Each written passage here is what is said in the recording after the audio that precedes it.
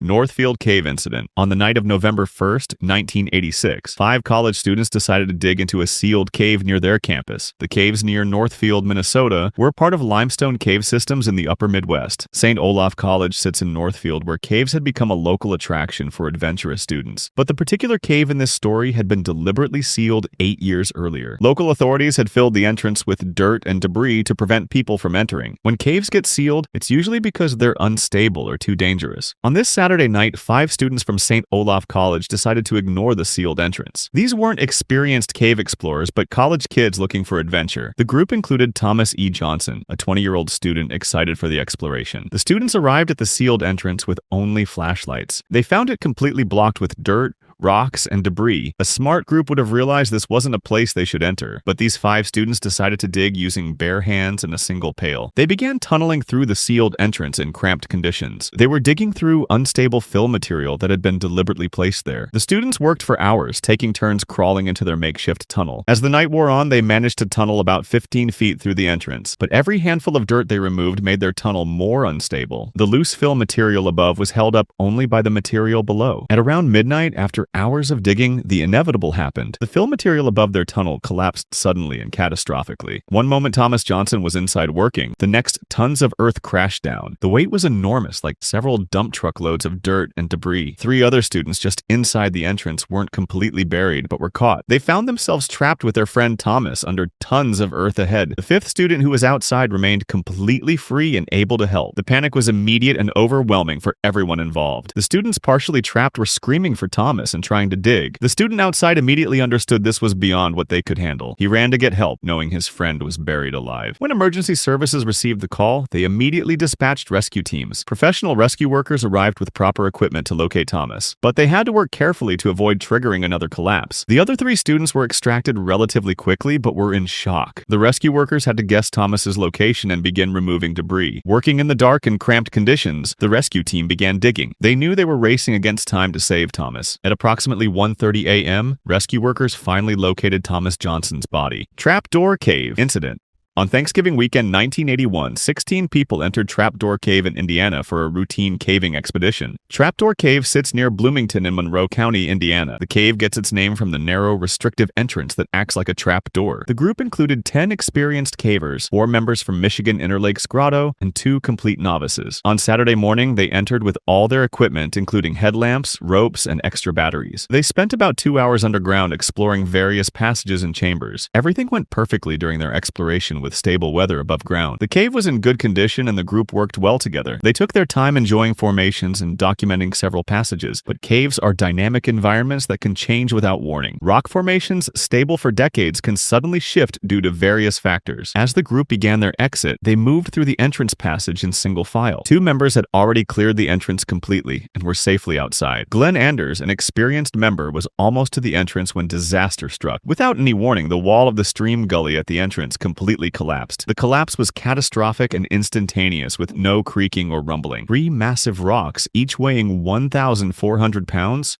broke free and crashed down. The huge stones slammed directly on top of Glenn Anders. 1 rock hit his left shoulder with crushing force, while 2 others pinned his head. Anders drew his legs up toward his chest in a natural defensive reaction. This probably saved his life, but put him in an incredibly compromised position. With his legs drawn up and torso pinned, he could barely expand his chest to breathe. Every breath was a struggle as the weight slowly crushed his body. The 14 others behind Anders found themselves trapped in complete darkness. The narrow passage that was their only way out was now blocked by tons of rock. Don Maxwell, just behind Anders, could hear him struggling to breathe nearby. Maxwell tried to help Anders extend his legs to relieve chest pressure. Outside the cave, a medical student was at the entrance when the collapse occurred. He immediately squeezed through gaps in the collapsed entrance to reach Anders. Working in darkness with limited space, he loosened Anders's chin strap. He conducted a quick examination and found Anders conscious and responsive. The medical student felt a depressed area on Anders's shoulder, indicating possible fractures. Anders's compromised breathing was the most immediate concern. The 2 members who had exited safely quickly ran to call emergency rescue services. They knew conventional equipment might not move rocks weighing over 1,400 pounds each. The 14 trapped spelunkers retreated to an upper-level room to regroup. Being sealed underground with no obvious way out created enormous psychological impact. Rescue personnel arrived and set up a block and tackle system. This mechanical advantage system would allow them to move extremely heavy objects. The rescue team's first priority was removing the smallest of the 3 rocks. The operation was painstakingly slow and dangerous to avoid disturbing larger rocks. Any shift could crush Anders completely or cause additional rocks to fall. The medical student continued monitoring Anders's vital signs and breathing. After hours of careful work, they successfully removed the smallest rock. This provided some breathing relief, but Anders was still pinned under 2 larger stones. After a few more hours, they removed enough rocks to free Glenn Anders. He was carefully extracted and immediately transported to the hospital.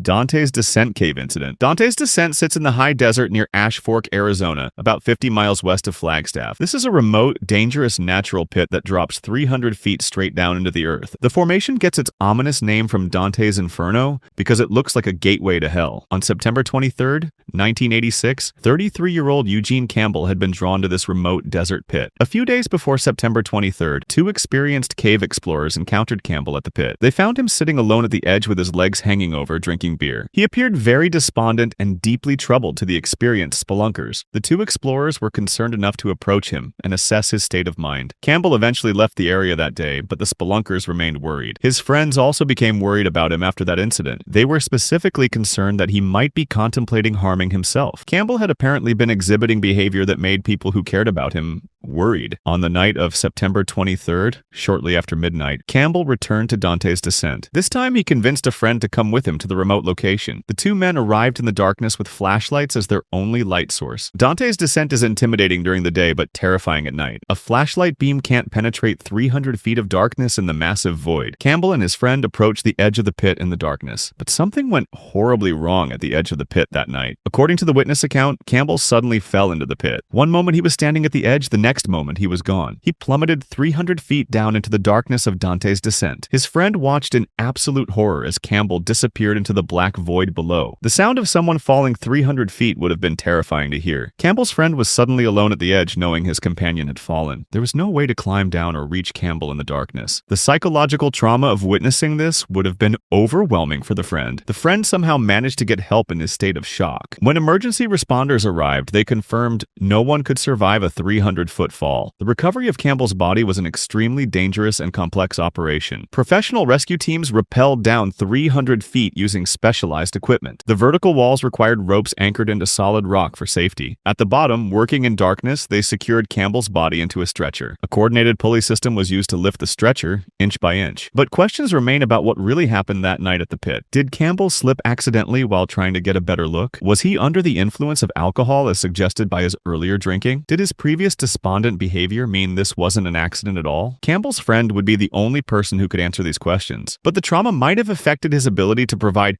clear details. The fact that Campbell had been seen in a despondent state days earlier raises questions. Combined with his friend's concerns, it's possible this wasn't purely accidental. Alternatively, Campbell might have genuinely slipped on uneven ground in the darkness. Eugene Campbell's death remains a tragedy regardless of what truly happened. A 33-year-old man lost his life falling 300 feet into a dark desert pit. His friend was left with traumatic memories that would haunt him forever. Orange Grove Sink Cave Incident. On September 5, 1988, Mark Happ and 21-year-old Debbie Eves went diving at Orange Grove Sink in Florida. It was 10:11 at night, and this would be their 3rd dive of the day. Mark had gotten his basic cave diving certificate just 4 months earlier. Debbie had received her cave diving certificate even more recently in July. They only had basic training, which was meant for easy, simple cave dives. Orange Grove Sink was a very difficult and dangerous cave system. The cave had complex passages and routes that could confuse inexperienced divers. Debbie had only done 10 cave dives total in her entire life. She was also using rental equipment instead of her own familiar gear. When they told their instructor about their dive plan, he warned them not to go. Many experienced cave divers told them they were not ready for this cave. The experts said Orange Grove Sink was too dangerous for their skill level, but Mark and Debbie ignored all the warnings and decided to dive anyway. Their plan was to swim toward Challenge Sink through underwater passages. They agreed to turn back if the water became too murky to see. Debbie Debbie knew her main diving light would not last the whole dive. They brought a backup light to use when her main light died, but changing lights underwater in a cave is very dangerous for beginners. Mark and Debbie entered the water and started swimming into the cave. At first, everything went according to their plan. They followed the main guideline rope deeper into the underwater cave. The guideline rope is like a trail that leads back to safety. They swam past the halfway point, which put them far from the entrance. As they expected, the water became murky from stirred-up dirt. Following their plan, they turned around to swim back out. During their return trip, Debbie's main light died as expected. While they were changing to the backup light, they drifted away from the guideline. Losing contact with the guideline rope was a deadly mistake. They found another rope and thought it was their original guideline. But cave systems have many different ropes that go different directions. Mark and Debbie followed the wrong guideline for a long time. The passages didn't look right, and they realized their mistake. They wrote notes to each other on underwater slates to communicate. They turned around and tried to retrace their path, but their movement had stirred up more dirt, making the water very murky. Then Debbie spotted another guideline rope nearby. She made the dangerous decision to leave their current rope and swim to the other one. You should never abandon a known rope in a cave without being certain. As Debbie swam toward the other rope, the water became completely murky. Visibility dropped to 0 and they couldn't see anything. Mark tried to find Debbie but couldn't see her in the murky water. He searched along the ropes using proper cave diving procedures, but he couldn't locate Debbie in the 0 visibility conditions. Mark's air supply was getting low, so he had to exit the cave alone. He found the correct guideline and followed it back to safety. When Mark reached the surface, he called for emergency help. Debbie was lost somewhere in the murky cave passages with limited air. Without a guideline to follow, she had no way to find the exit. Rescue divers arrived and searched the complex cave system. They eventually found Debbie's body floating deep inside the cave. Her air supply had run out before she could find her way to safety. Hidden River Cave Incident. On March 1st, 2012, 8 teenage students and their teacher went to explore Hidden River Cave in Kentucky. It was a beautiful sunny afternoon with no clouds in the sky. The group planned to take a special 3-hour tour of parts of the cave most tourists never see. Hidden River Cave is a huge underground system with passages that go deep into the earth. The cave gets its name from an underground river that flows through the lower levels. The students had never explored caves before but felt excited and confident. They entered the cave with headlamps and basic safety equipment. Their guide led them through narrow passages and into large underground rooms. They walked deeper and deeper into the earth away from the surface world. After 1.5 miles underground, they were in complete darkness with no cell phone signal. But above ground, the perfect weather was about to turn deadly. While the group explored deep underground, storm clouds started building rapidly. A violent thunderstorm began dropping massive amounts of rain in a short time. The light rain quickly became heavy downpour and then turned into flooding. The students underground had no idea millions of gallons of water were pouring into the cave. Underground cave systems work like giant storm drains during heavy rain. All the rainwater from the surface flows down into the cave through cracks and openings. David Foster and Joe Forsythe were monitoring the cave conditions from above ground. They watched in horror as the water level climbed rapidly. 1 foot, 2 feet, 3 feet deep. Underground flooding concentrates in cave passages with tremendous force. Foster and Forsythe knew they had to rescue the group before the water got too high. The two experienced cave explorers grabbed emergency equipment and entered the flooded cave. Moving through the flooding cave was like fighting against a horizontal waterfall. They had to feel their way along walls through